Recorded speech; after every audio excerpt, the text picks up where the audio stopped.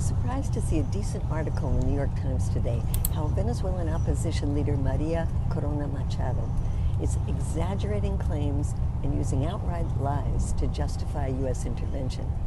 The Times says that she recently amplified debunked allegations that President Maduro actually helped fix the 2020 elections in the United States in favor of Joe Biden, fueling claims that she is embracing misinformation to gain favor with the Trump administration. The Times then goes on to discuss Machado's claims that Maduro heads two drug trafficking organizations. One is Tren de Aragua and the other is Cartel de los Soles.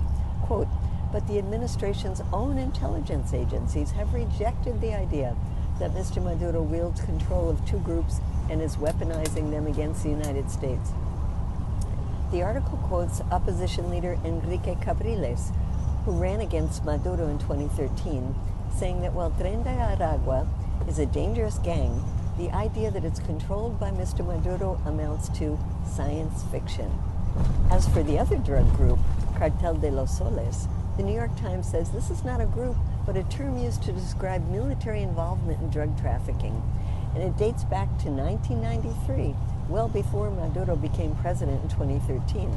And the Times says it gets started, get this, when the CIA worked with the Venezuelan military to send a ton of cocaine to the United States to infiltrate Colombia cartels.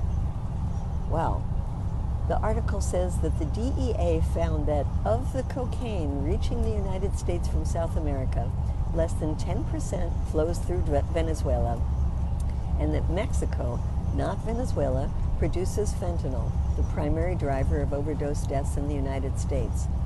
Pulling these two false claims together, election interference and drug trafficking, the New York Times quotes John Feely, a former U.S. ambassador to Panama, who also worked for Secretary of State Colin Powell in the runoff to the Iraq War.